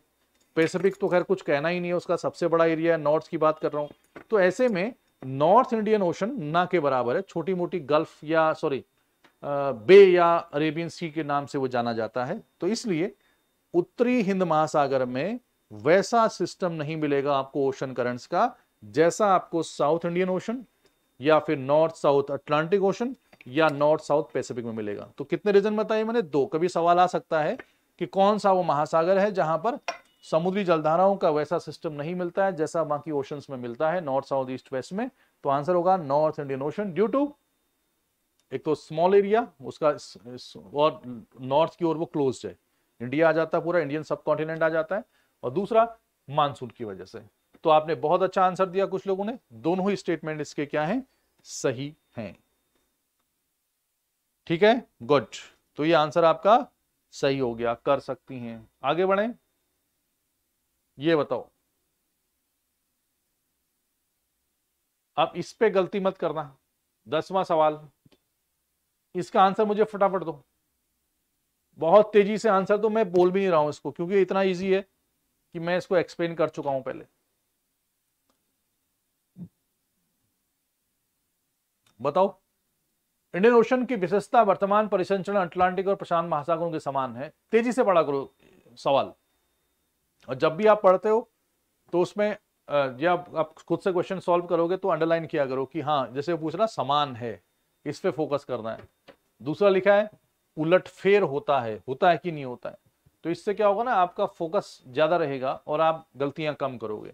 और तीसरा सवाल, तीसरी चीज जो करनी है, सही है या गलत है। हिंदी में अगर आप बहुत ज्यादा फोकस ना भी करो तो इंग्लिश को आप थोड़ा सा ऐड कर लो, सवाल बन जाएगा। ये 10th का सवाल है हमारा, तो कौन सा स्टेटमेंट सही होगा इसमें भाई, जरा बताओ। 10th का बी कह रहे हैं कुछ लोग। कितना लेट आंसर आ रहा, देखो अगर सुनो मेरी बात, न्याय में अगर देरी हो जाए ना, एक चीज बताऊं मैं आपको, न्याय देने में, जस्टिस देने में देरी अगर हो जाए, जैसे मान लो किसी को बंद कर दिया गया, बेगुनाह है, और 20 साल बाद पता चल रहा है कि ये बेगुनाह आदमी था, तो सजा तो हो गई ना उसको। इस सवाल को करने में अगर इतना टाइम आपको लग रहा है और इससे पहले आप लोग उपस्थित थे, मतलब जो इससे मैंने पहले स्टेटमेंट 9वें सवाल में मैंने जो इसका वो डिस्कस किया था उसमें आप थे, और उसके बाद भी आप इतना टाइम दे रहे हो, तो क्या मतलब है? ये कहां से सही है भाई? अभी मैंने आपसे कहा था कि इंडियन ओशन में, अब इंडियन ओशन कह रहा है, वो नॉर्थ तो नहीं कह रहा है या साउथ नहीं कह रहा, पूरा इंडियन ओशन कह रहा है, तो मतलब नॉर्थ तो आएगा ही ना उसमें। कि विशेषता वर्तमान जो सर्कुलेशन है उसमें वो प्रशांत और अटलांटिक के समान है। कहां समान है? समान तो नहीं है, असमान है। अभी बताया था मैंने, उसके छोटे आकार की वजह से आप उसके मानसून की वजह से चेंज हो जाता है, तो ये गलत हो गया। जब समान नहीं है तो दूसरा क्या कह रहा है, देखो हिंद महासागर में in northern season of the Indian ocean there is a clear reversal of currents, मतलब बिटवीन विंटर एंड समर, जाड़े के समय और गर्मी के समय में जो जलधाराएं हैं उनमें क्या होता है, परिवर्तन हो जाता है। एक जलधारा ऐसी दिशा में जा रही थी तो बाद में उल्टी दिशा में आ जाती है, उलटफेर होता है। जब समान नहीं है तभी तो उलटफेर होता है, जब समान नहीं है तभी तो क्या होगा, उलटफेर होगा। तो समान है कह रहा है, ये तो गलत है, तो उलटफेर तो होता ही है ना। तो ये अब कौन, अभी अभी मैंने बताया था आपको, देखो एक ही है, मैंने एक डायग्राम बनाया कि जब मानसून आता है तो जलधाराएं ऐसे चलती हैं, जब मानसून लौटता है तो ऐसे जाती हैं। क्या ये रिवर्सल नहीं है? क्या ये वापसी नहीं हो रही है? तो बताओ फिर। ये स्टेटमेंट कई लोगों ने इसको सही नहीं माना है, ये स्टेटमेंट बिल्कुल सही है, उलटफेर हो रहा है, ये समान नहीं है। आंसर क्या होगा इसका? कंफ्यूज नहीं है, हम बेहोश हैं, कंफ्यूज नहीं है, कंसंट्रेशन नहीं बन पा रहा उतना। ठीक है चलो कोई बात नहीं, गलतियां होती हैं। आंसर तेजी से दिया करो, थोड़ा दिमाग लगाया करो, कैसे होगा? क्योंकि एक चीज आप समझो, आप किस जगह पे क्या बोलते हैं, किस चीज के लिए लड़ रहे हो, आप समझ में आ रही है आपको बात? आप लड़ो सरकारी नौकरी के लिए, 2024-25 के लिए लड़ रहे हो आप, मतलब आप एक ऐसी चीज के लिए फाइट कर रहे हो जिसमें बहुत सारे लोग जुड़े हुए हैं इससे, और फाइनल सिलेक्शन लेना कितनी टफ चीज है, और इसको हम हल्के में लेंगे तो फिर कैसे होगा काम? हो सकता है ये बताओ? आपको याद है ना कि शुभमान गिल जो बढ़िया खिलाड़ी है अपना, क्या लगता है अगले टेस्ट में खेलेगा कि नहीं? देखो उस इतना कंपटीशन है कि अब एक खिलाड़ी बाहर होगा, देवदत्त पट्टिकल मान लो, सेकंड टेस्ट की बात कर रहा हूं, हालांकि क्रिकेट की बात नहीं करनी चाहिए लेकिन आपको समझ में वही आता है इसलिए मैं एग्जाम्पल दे रहा हूं। अब रोहित शर्मा भाई साहब अंदर आएंगे कि नहीं आएंगे? आएंगे, कप्तान साहब हैं। तो शुभमान गिल किसकी जगह पे आएगा? तो एक ने भी खराब खेला तो उसकी जगह खाली हो जाएगी। तो किस लेवल का कंपटीशन चल रहा है आप समझ रहे हो? कितने खिलाड़ी हैं वहां पे? 11 ही खिलाड़ी खेलेंगे, उसमें से मैक्सिमम 5 या 6 बैट्समैन खेल सकते हैं विथ विकेट कीपर। मैं आप समझदार हूं, आगे बढ़े। अब ये बताओ, ये सवाल अगर आपको नहीं भी आएगा जब भी चलेगा।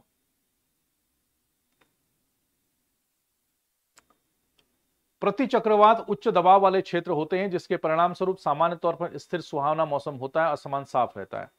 दक्षिणी गोलार्ध में प्रति चक्रवात वामावर्त बहती है। देखो ये सवाल अगर आपको नहीं भी आता तो कोई बात नहीं, मैं बता देता हूं। ये सवाल मैं आपको नहीं पूछ रहा हूं कैसे होगा, देखो होता क्या। अब चक्रवात प्रति चक्रवात ये बाद में भी आएगा आपके, लेकिन इसमें ये है कि मैंने क्या कहा आपसे, देखो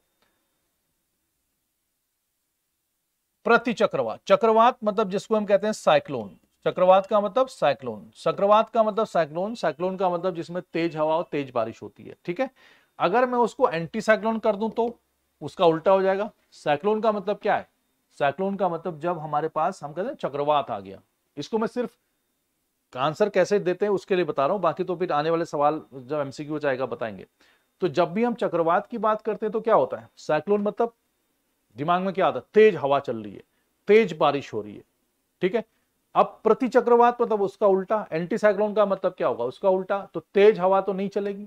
हमने कहा बारिश हो रही है तो बारिश नहीं हो रही है मतलब आसमान साफ है। तो बताओ, जिसके परिणाम स्वरूप सामान्य तौर पर स्थिर सुहावना मौसम होता है और आसमान साफ होता है। तो पहला स्टेटमेंट सही है कि नहीं? आपको नहीं पता, आपको एंटी साइक्लोन का ढेला नहीं पता मान लो, तब भी आप इस स्टेटमेंट को सही कर सकते हो क्योंकि आपको चक्रवात तो पता है ना। अब चक्रवात लो प्रेशर सेंटर होता है या हाई प्रेशर होता है आपको मान लो नहीं पता है, लेकिन ये तो पता है ना कि चक्रवात जब भी आता है, न्यूज में सुनते हैं, किसी भी किसान से, रिक्शे वाले से या किसी भी आदमी से जिसने ज्योग्राफी कभी नहीं पढ़ी है उससे भी पूछ लो कि साइक्लोन में क्या होता है, बता देगा अच्छा वहां चक्रवात आया है, नुकसान हुआ होगा। तो प्रति चक्रवात में हवाएं नीचे बैठती हैं, साइक्लोन में ऊपर उठती हैं। जब भी हवा ऊपर उठेगी तो बारिश होगी, जब भी हवा नीचे बैठेगी तो आसमान साफ रहेगा, मैंने बताया था थोड़ी देर पहले।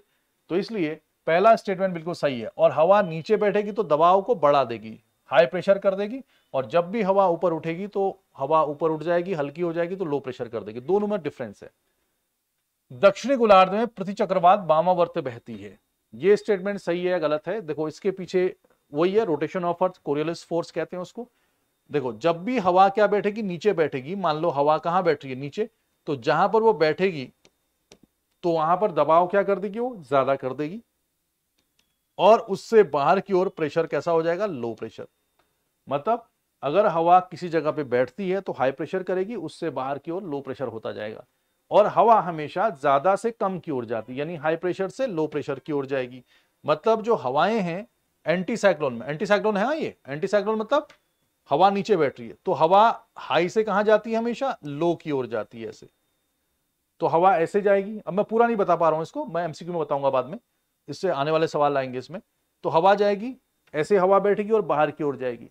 लेकिन आपको पता है कि उत्तरी गोलार्ध में, नॉर्दर्न हेमिस्फीयर में हवा हमेशा राइट हैंड की ओर डिफ्लेक्ट करती है। तो पढ़ाया था मैंने, कोरियोलिस फोर्स की वजह से, रोटेशन की वजह। तो इसका राइट, हवा अगर ऐसे जाना चाहती है तो वह ऐसे मुड़ जाएगी थोड़ी सी, ऐसे जाना चाहती तो ऐसे मुड़ जाएगी, ऐसे जाना चाहती तो ऐसे मुड़ जाएगी। तो बताओ अगर हवा ऐसे ऐसे इसके हिसाब से ऐसे जा रही है तो क्लॉकवाइज है कि एंटी क्लॉकवाइज है? ये क्लॉकवाइज है। ये क्या है? क्लॉकवाइज। तो क्लॉकवाइज हवा चलती है कहां पे? उत्तरी गोलार्ध में, ठीक है। लेकिन वो कहां पूछ रहा है? दक्षिणी गोलार्ध में पूछ रहा है। वहां पर हवाएं बाईं ओर मुड़ जाती हैं। तो इसका बायां तो ऐसे होगा ना, ये लेफ्ट, अगर हवा ये लेफ्ट होगा, ये भी लेफ्ट होगा, ये भी लेफ्ट होगा, तो इसमें हवा ऐसे जा रही है। तो ये क्लॉकवाइज है कि एंटी क्लॉकवाइज? Anti clockwise. तो दक्षिणी गोलार्ध में हवा वामावर्त बहती है। ये स्टेटमेंट भी क्या है? सही है कि गलत है? है? दक्षिणी गोलार्ध में प्रति चक्रवात वामावर्त बहती है, सही स्टेटमेंट है कि गलत है बताओ? हाँ बिल्कुल सही बात, ठीक है। तो जब भी साइक्लोन आएगा उसमें हवा एंटी क्लॉकवाइज बहेंगी नॉर्दर्न हेमिस्फीयर में, ठीक हो गया, एंटी क्लॉकवाइज। क्योंकि क्यों बहती है बताएंगे बाद में, साइक्लोन वाले में। तो वहां पर क्लॉकवाइज और यहां पर एंटी क्लॉकवाइज। दिमाग लगाना है बस। किसी भी क्षेत्र का दबाव और हवा प्रणाली उस स्थान के अक्षांश और ऊंचाई पर निर्भर करती है। ये कह रहा है कि कहीं पर प्रेशर कितना है और किस टाइप का विंड सिस्टम है, वो वहां के किस पे निर्भर करती है, अक्षांशों पर निर्भर करती है, लैटिट्यूड्स पे, 0 डिग्री पे क्या प्रेशर होगा, पोल पे क्या होगा, और दूसरा अल्टीट्यूड्स पे, ऊंचाई पे निर्भर करती है, दबाव कितना है ऊंचाई पे निर्भर करता है। ये स्टेटमेंट सही है गलत है ये बताना है आपको। ये तो आप बता ही सकते हो, कोई दिक्कत नहीं है। तटवर्ती हवाओं के साथ महासागरीय धाराएं तटीय क्षेत्रों की जलवायु को प्रभावित करती हैं। इसका आंसर दो फटाफट, फटाफट आंसर चाहिए अब इसका, फटाफट आंसर दो आप मुझे, और ये आंसर आपको आना ही चाहिए, आना ही होगा, और फटाफट कमेंट करेंगे। किसी भी क्षेत्र का दबाव और हवा प्रणाली उस स्थान के अक्षांश और ऊंचाई पर निर्भर करती है। स्टेटमेंट सही है गलत है, जल्दी आंसर दो। और दूसरा, तटवर्ती हवाओं के साथ महासागरीय धाराएं तटीय क्षेत्रों की जलवायु को प्रभावित करती हैं। कर पाएंगी या नहीं, फटाफट आंसर दें। जल्दी आंसर देना भी जरूरी है क्योंकि आपको सिर्फ 2 घंटे मिलेंगे वहां पर सवाल को सॉल्व करने के लिए। वेरी गुड, आंसर दोनों सही है भाई, सही तो है। जैसे जैसे आप ऊपर की ओर जाओगे, माउंट एवरेस्ट में चढ़ोगे तो प्रेशर क्या होता जाता है, कम होता जाता है। ऊंचाई में हवा कम होती जाती है, गैसेस भारी गैसें नीचे होती हैं, अल्टीट्यूड्स में जाने पे प्रेशर कम होता जाता है। तो ऊंचाई पर निर्भर करता है। अक्षांश, इक्वेटर पे आपका अलग प्रेशर होता है, पोल पे अलग होता है, हर जगह अलग अलग होता है ना, निर्भर करता है। ठीक है, GME/RE² भी उस पर एक लागू होता है, बहुत सारी चीजें। Statement first is right. मैं इसको हल्के में क्यों बता रहा हूं क्योंकि जब हम क्लाइमेटोलॉजी के सवाल करेंगे तो उसमें फिर से दोबारा से आएगा।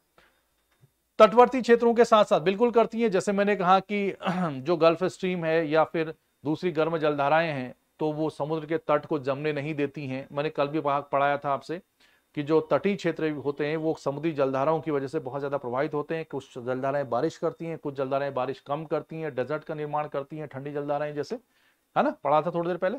Both are correct, good, very good, आपने अच्छा काम किया यहाँ पे। अगला सवाल बहुत ही ईजी है, इसका भी आंसर जल्दी जल्दी बताओ मुझे। निम्नलिखित पर विचार करें। ये तो खाली हलवा सवाल है, ऐसे सवाल भी कई बार पूछे जाते हैं। लेकिन किसी स्थान की जलवायु और मौसम से प्रभावित होता है, क्या क्या प्रभावित होता है बहुत इजी सवाल है। अब ऐसे सवालों में आप आंसर कितनी जल्दी देते हो ये है। हालांकि मेरे पास आंसर पहुंचने में थोड़ा सा टाइम लगता है, मैं समझ रहा हूं, मैसेज आने में। लेकिन अगर किसी एक बंदे ने स्टेटमेंट आंसर दे दिया तो दूसरा भी उसके आसपास ही आंसर दे। बहुत ज्यादा लेट हो जाएगा तो आप फिर यहीं पिछड़ जाओगे। हाँ, जो पहली बार ही क्लास में है या उन्हें कभी ज्योग्राफी नहीं पढ़ी है तो उनके लिए कोई बात नहीं, वो ये ध्यान दें कि सवाल का मतलब क्या है, कैसे सीखा जाए, तो डिमोरलाइज होने की जरूरत नहीं है। वेरी गुड, आंसर क्या होगा इसका, डी। ठीक है, सभी पे तो प्रभाव पड़ेगा, स्वास्थ्य, कृषि, पशुधन, ये शादी विवाह में तक प्रभाव पड़ जा रहा है। क्लाइमेट चेंज होगा तो क्या आपके विवाह में प्रभाव पड़ेगा, ये आज का सवाल है। सब जगह प्रभाव पड़ जाएगा। कैसे पड़ेगा उसको बताएंगे कभी मेंस की क्लास में, पड़ता है, कैसे पड़ेगा बताऊंगा। कौन मौसम और जलवायु के प्रमुख तत्व हैं? तापमान, आर्द्रता, वायु, वायुदाब, मौसम और जलवायु के प्रमुख तत्व हैं, बताओ फिर। ये भी स्टेटमेंट सही है। 14 नंबर का क्या हो जाएगा, डी, उपरोक्त सभी। मौसम मतलब कम समय में लिया गया वायुमंडलीय दशाओं का औसत, short time average of atmospheric factors like wind, humidity, rain, cloudiness. मतलब अगर आज हम कहें कि आज बादल लगे हुए हैं, कल मैं कहूं कि यार कल छोटी मोटी बारिश हो गई या फॉग लग गया, परसों में कहूं कि यार आज धूप खिली हुई है, तो ये शॉर्ट ड्यूरेशन का, एक हफ्ते का, एक दिन का, 24 घंटे का अगर मौसम ये मतलब चेंज हो रहा है, किसमें, इन्हीं चीजों में चेंज हो रहा है, कभी पसीना ज्यादा आ रहा है, कभी कम आ रहा है, तो ये इसको कहेंगे मौसम में परिवर्तन हो रहा है, इसको मौसम कहते हैं। लेकिन अगर इसी को हम लॉन्ग टाइम एवरेज ले लें, जैसे मैं कहूं कि यार दिल्ली में जनरली बर्फ नहीं पड़ती है, दिल्ली में दिसंबर जनवरी के महीने ठंडे होते हैं, तो ये क्या है, हमारी जलवायु को दिखाता है। ये काफी लंबे समय से हमारे यहाँ एक निश्चित टेम्परेचर है जनवरी का, एक निश्चित टेम्परेचर है जून का, ठीक है, या और महीनों का, ऐसी कुछ ह्यूमिडिटी हमारे यहाँ है ना। अब कितने सालों का एवरेज ये कुछ फिक्स नहीं है, लेकिन कुछ बुक्स में 31 ईयर्स या 35 ईयर्स लिखा रहता है। तो लंबे समय का औसत जलवायु, कम समय का औसत मौसम। परिवर्तन किस में होगा तो नुकसान करेगा, जलवायु में। जैसे मान लो ठंडा होना ही कम हो जाए, जनवरी दिसंबर में जो थोड़ी बहुत बारिश होती है वो बारिश ही बिल्कुल बंद हो जाए, जैसे कि अभी संकेत मिल रहे हैं कि आजकल साइन मिल रहा है कि बारिश नहीं हो रही वेस्टर्ली डिस्टर्बेंस से, जिसकी वजह से पोल्यूशन ज्यादा हो पा रहा है, तो ये सब फिर मुश्किल काम हो जाएगा। All are correct. नेक्स्ट है rainfall is measured in millimetres with the help of rain gauge. Rain gauge की सहायता से वर्षा को नापा जाता है। ये स्टेटमेंट इजी सवाल है। वर्षा मापी बर्फ सहित सभी प्रकार की मापता है, बर्फ को भी नापता है, ये वर्षा को भी नापता है। इस टाइप का बना होता है, जैसे जमीन है ना, जमीन से थोड़ा सा ऊंचा रखा जाता है, 1 फीट की ऊंचाई के ऊपर रखा जाता है ताकि जमीन से पानी गिरे तो उस पर ना गिरे, ठीक है। और फिर ये इस टाइप का एक फ्लास्क जैसा होता है, ये ऐसे करके लगभग 5 या 8 सेंटीमीटर का, यहां से डायरेक्ट जो पानी या बर्फ गिरेगा इसको फिर ऐसे नाप लेते हैं, ऐसे कितना सेंटीमीटर हुआ ये जमीन है, जमीन से थोड़ा सा 1 फीट ऊपर होता है ताकि यहां का पानी इधर न गिरे, इसी को बोलते हैं रेन गेज, ठीक। तो आपका आंसर इसमें क्या होगा, दोनों सही हैं, ठीक। बर्फ को भी नाप लेता हूं, वो भी क्योंकि पानी में कन्वर्ट हो जाएगा। सवाल है, आखिरी सवाल है ये आज का।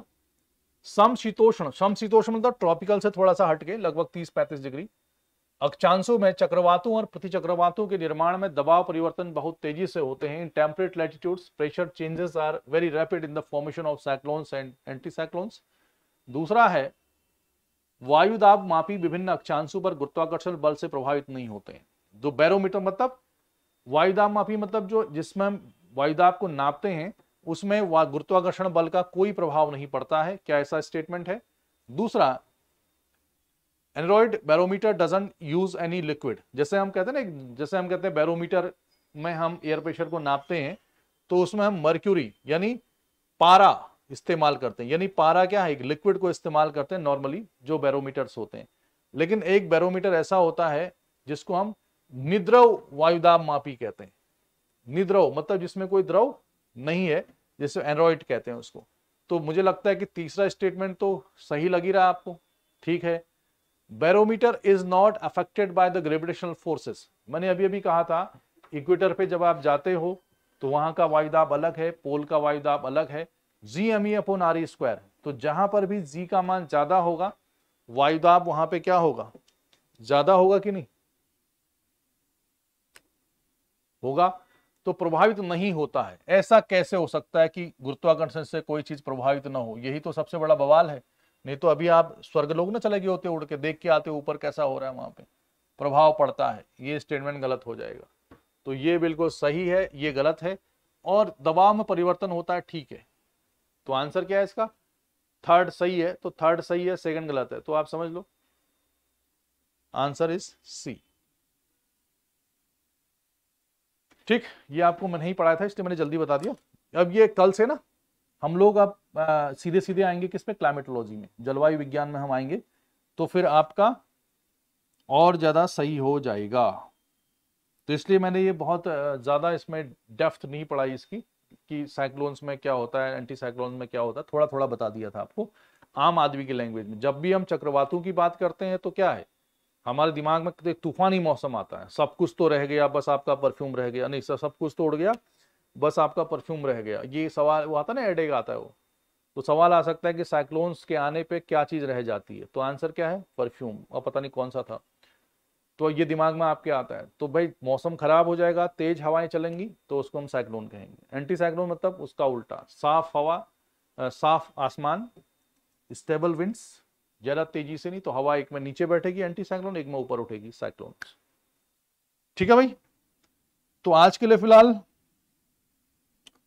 इतना, और फिर हम मिलते हैं ब्रेक के बाद, मतलब कल। तब तक के लिए नमस्कार, बाय बाय। ओके, तो पढ़ाई कर लेना आप लोग थोड़ा सा। तो ये जो खास तौर पे करंट्स वाला था, क्लाइमेटोलॉजी के सवाल नहीं भी करोगे तो कोई बात नहीं, उसका टाइम आ रहा है अब। आप ओशन करंट को एक बार एटलस में देख लो, आपके पास जो भी नोट्स हैं, जो भी आपका मैगजीन या किताबें पढ़ते हो उसमें देख लो कि गल्फ स्ट्रीम कहाँ चलती, कौन कौन सी करंट्स कहाँ पर है, और फिर सवाल उसके सॉल्व करने लग जाओ। आप PYQ कर सकते हो, जो मैंने बताया उनको फिर से भी कर सकते हो।